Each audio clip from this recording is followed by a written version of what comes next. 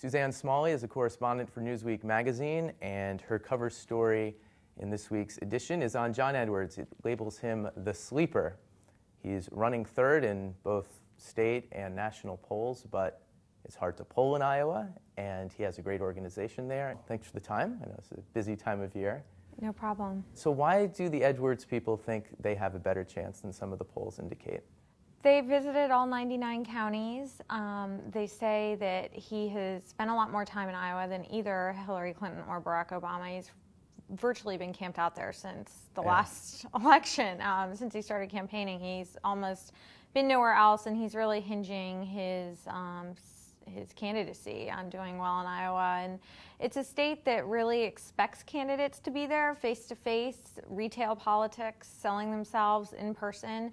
And now Hillary Clinton's campaign is rushing to make up for lost time. She had a strategy early on that really didn't focus as much on being in Iowa in person, and I think that they're starting to reassess that.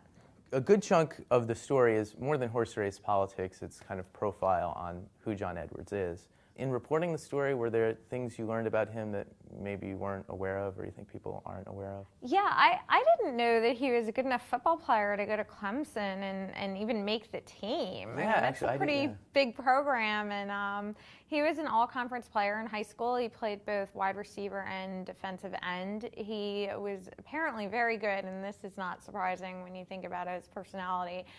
His strength as a player was that he could read the other team's plays. He was really good at knowing what plays they were going to run and just being calculating on the field. And that's very much his persona now.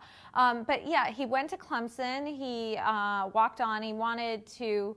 He has this. I feel like a lot of what Edwards is about is trying to do things for people.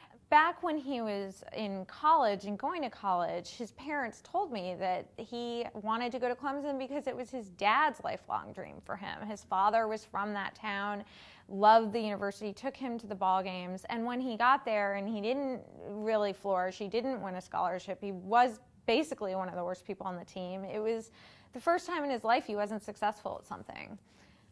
And he, of course, being Edwards, immediately bounced back and transferred to NC State and did fine. But yeah, and he left because he didn't get a scholarship and couldn't afford it. Right. It was out of state tuition. He needed in-state tuition, and Clemson, even though it was still a public university, was far more expensive than NC State. Yeah, and I thought I read in the subtext maybe that though Clemson was 9 miles from his boyhood home, as the son of a mill worker, maybe he didn't quite fit in there either. Yeah, I think he didn't feel completely comfortable there. We talked to people that knew him there who were on the football team with him. None of the coaches remembered him. Players I talked to remembered him as very quiet and withdrawn and not really seeming happy. He had to live with his grandmother to make ends meet because of the tuition being so high. He was living 10 miles away in a little 4-room house that she lived in that was owned by the mill that her husband had worked for. So it was definitely not one of the better times of his life. You mentioned his parents, and Edwards constantly mentions his father and how he was laid off from the mill. I've never seen an interview with either of them. Like, what kind of people are they? Do you say, I'm not surprised that this guy is the son of these two, or not? Yeah, I mean, he seems to really, you can see him in them when they talk about him. They were on the campaign trail in New Hampshire for him last week, and his father he didn't have a college education, and Edwards grew up hearing a litany of complaints about how that held him back in life, and he wanted his children to go to college, and he used to wake up before dawn and take classes over the television set, the public access channel would have like statistics and probability classes. He was trying to both get an education for himself to advance at work and also to set an example for his kids. His parents definitely drove him hard, but there also seemed to be very warm and caring people, and also set an example for him on social justice issues.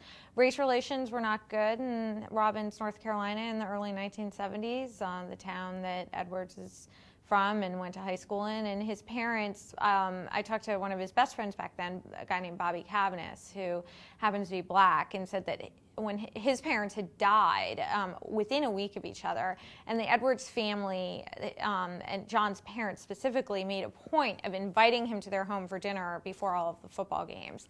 And how unusual that was at that time in North Carolina for a white family to invite a black teenager into their home week in and week out.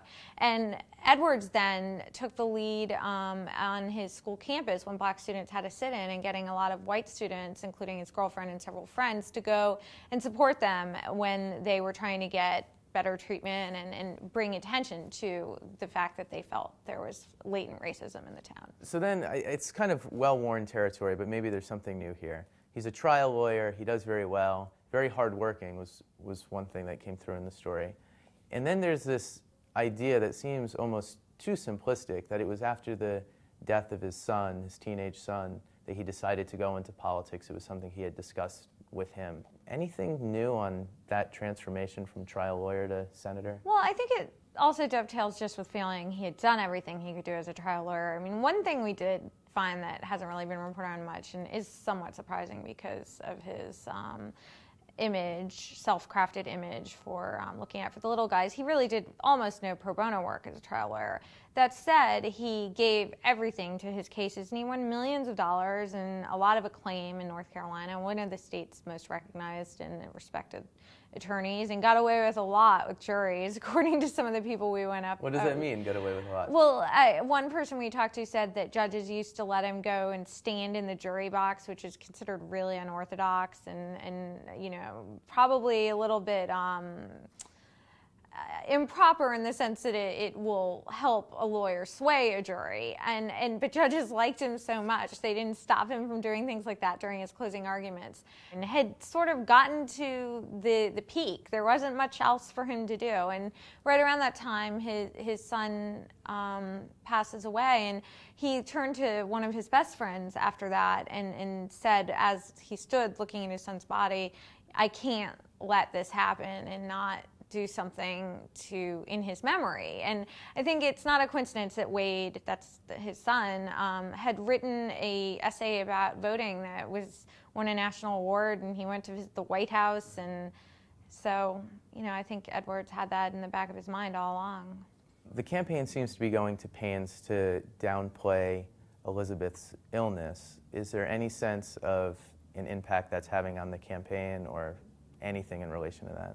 I think Elizabeth has always been his core, his backbone. I mean, people that we talked to called her his you know, when he didn't know how to try a case, he called in his hidden weapon, Elizabeth. Better than him in law school. Yeah, she made law review. I mean, she is really somebody he relies on a great deal. And that said, Elizabeth is more driven than him, I would say. Wants this more than him. People really? Say wants the presidency more than John. She is really there behind the scenes. Like, at first, my initial reaction hearing that the cancer was back is, oh, you know, like everybody, you wonder, he's staying in this race. How does she feel about this? Does she want him, you know, at home by her bedside? Now that I've spent a little bit more time talking to people and just closer to the campaign, I really believe that Elizabeth is all about, you know, being by his side as he goes through this, and wants him to win and wants him to stay in it. People I talked to that knew them in law school described her as just a fireball, very committed to liberal causes, extremely aggressive, very smart, and not somebody who would want to throw in the towel in this kind of circumstance. Any betting person, just about any betting person, wouldn't count on Edwards getting the nomination. Is there any sense of what that family is going to be doing in March if that's what happens? I think that I would be stunned if he started setting things up for yet another run the way he did back last cycle, when he immediately started an anti-poverty center and did a lot of other stuff to brush up on policy and his credentials. I would say probably he'll find some kind of new, yet another career, another totally different field to thrive in. I don't see him running for president again if it doesn't happen this time.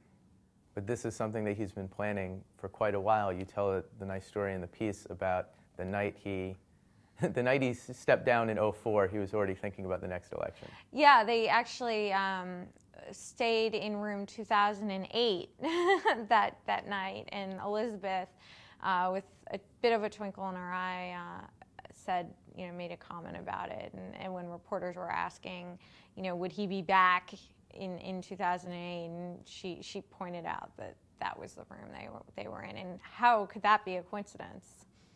So.